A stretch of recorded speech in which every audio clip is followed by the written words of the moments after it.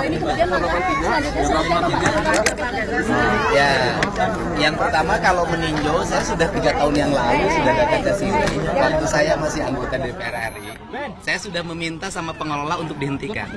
Karena saya waktu itu sudah punya feeling, ini memiliki resiko tinggi dan cara kerjanya tidak memenuhi standar keamanan sebagai pengelola tambang. Jadi 3 tahun yang lalu sudah saya ingatkan. Kemudian pemerintah Provinsi Jawa Barat memang pada tahun ini mengevaluasi melakukan moratorium terhadap seluruh perizinan penambangan. Sehingga tambang-tambang yang memiliki potensi kerusakan lingkungan, kemudian tidak memiliki standarisasi kerja yang baik, memang oleh kita dihentikan dan sudah banyak yang oleh kita ditutup. Moratoriumnya sejak kapan Pak? Karena kan sejak saya perusahaan menjabat. ini baru masih memiliki izin sampai November nanti. Ya, izinnya kan tahun 2020. Tahun 2020 berakhir bulan Oktober tahun 2025. Jadi moratorium dilakukan ketika melihat perizinan. Jadi izin yang habis tidak kita perpanjang. Jadi ini izin habisnya bulan Oktober. Tetapi karena ini peristiwanya terjadi saat ini dan Dinas SDM Provinsi sudah beberapa kali memberikan surat peringatan tentang bahaya pengelolaan tambang ini. Tetapi kan kalau langsung menghentikan kan kita tidak bisa. Nah untuk itu maka tadi malam kami sudah mengeluarkan sanksi administratif dalam bentuk penghentian izin, pencabutan izin dari tambang ini. Ini kan dikelola oleh Koperasi Pondok Pesantren. Koperasi Pondok Pesantrennya bernama Al Azhariyah. Dan kemudian di samping ini ada 2 lagi kan, ada 2 tambang yang sama yang dikelola oleh yayasan. Jadi 3-tiganya sudah kami tutup tadi malam. Pak, ini tapi kan informasi dari warga ternyata nggak cuma terjadi sekali kecelakaannya, tapi beberapa kali sebelumnya sudah pernah terjadi. Kenapa masih bisa dapat izin, Pak? Izinnya kan tahun 2020, saya belum jadi gubernur, Mbak. Artinya dari pihak Pemprov sendiri, apa keterangan yang disampaikan dari pihak Pemprov? Apakah sudah ada sidak ke situ begitu? Bukan, gini. Izinnya dikeluarkan tahun 2020. Ketika izin dikeluarkan tahun 2020 kan saya tidak bisa mengomentari. Izin yang 2020 kan saya menjabat 20 Februari tahun 2025 gitu loh. Kalau sejak saya memimpin sangat selektif dan bahkan saya sejak memimpin tidak mengeluarkan lagi izin tambang. Bahkan menutup. Kalau menutup saya banyak. Berarti yang total berapa? Sudah berapa Pak? Sudah berapa Pak yang ditutup ini? Nanti tanya kepala SDM ya. Kalau saya satu-satunya yang tapi beberapa tambang yang kemarin kan di Kerawang sudah saya tutup. Terus kemudian kemarin di Subang sudah banyak yang saya tutup. Di kemarin juga penambangan emas yang memiliki pengusaha WNA Korea Selatan saya tutup juga. Nah, kemudian juga kita sudah menutup hampir ratusan tambang ilegal. Dan akan kita konsisten terus kita laksanakan penutupan di berbagai tempat dan Pak Kapoldanya relatif tegas. Seminggu yang lalu kita tutup tambang yang ada di Tasik. Dan mungkin dalam waktu dekat kita lagi memproses pidana penambangan di Tasik. Jadi sudah banyak langkah yang kita lakukan dan peristiwa ini peringatannya menurut keterangan Kepala SDM-nya juga baru kan, sudah berapa kali diingatkan oleh Pemprov Jabar. Kang, sedikit kan ini kan korban mungkin saja ini kepala keluarga. Ya. Banyak keluarga yang terdampak. Oke. Bagaimana dari Pemprov? Yang pertama bahwa korban ini bukan hanya pegawai, tetapi ada pedagang asongan kayak barusan punya anak 3. Terus kemudian juga ada mungkin sopir, mungkin kernet. Maka keluarga-keluarga yang ditinggalkan karena peristiwa musibah ini kami menanggung biaya hidup untuk anak-anak. Kemudian juga kami sudah menyiapkan santunan untuk keluarganya.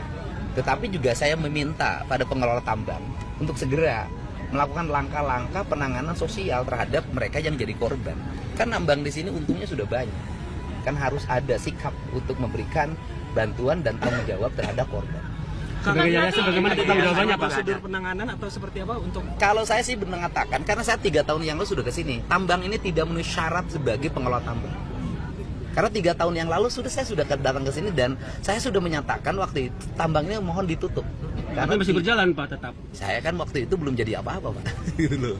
Kang, artinya nantinya tidak safety ya Pak terkait sungai yang tercemar ini gimana Pak untuk? Ya itu Pak limbah itu Ya Pak. begini, kan aspek pidananya nanti biar Polda yang mendalami.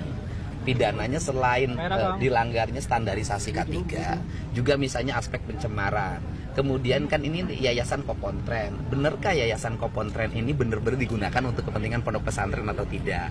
Atau hanya menggunakan baju Kopontren saja? Nah, biarkanlah itu penyidik yang melakukan pendalaman terhadap itu.